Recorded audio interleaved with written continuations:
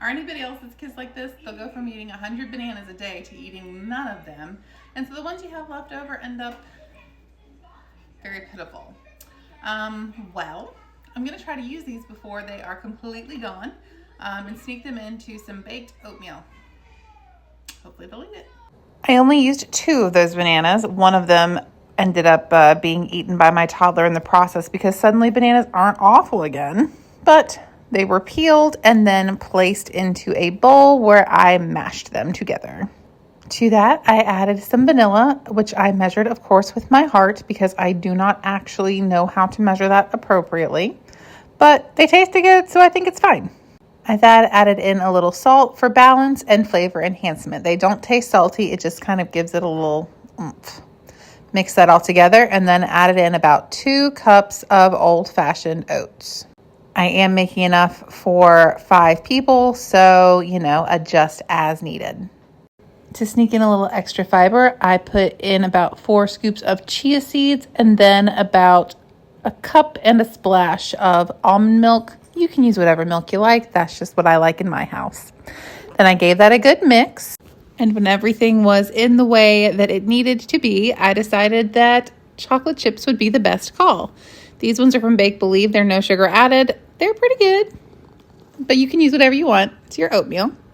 I then mixed it together till everything was properly blended. And I remembered to spray my pan because I don't want it to stick once it bakes in the oven. And I removed some for my toddler who is a little bit more on the picky side and does not like peanut butter. But for the rest of us, I did add in some PB2 powder for a little extra protein. This is, of course, optional, or you can add in regular nut butter of your choice. Just adds a little bit of extra flavor, and it goes well with the banana.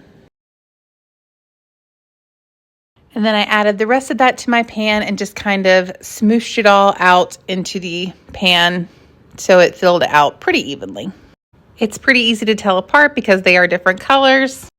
And at this point, I start customizing as to what the children wanted.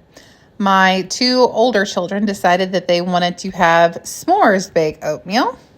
So we did that. I had some crushed graham cracker, some mini marshmallows, and a few extra chocolate chips because obviously.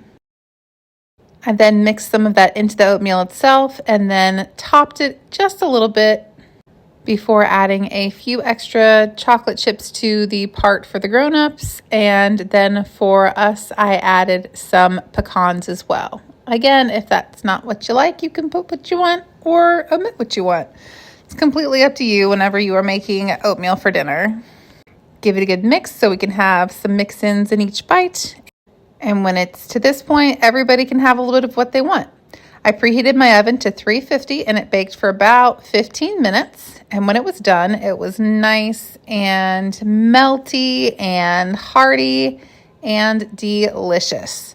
I went ahead and portioned out some oatmeal for everybody in the family, and we had some fruit to go with it. And then it was time for a taste test, and it was perfect. Highly recommend.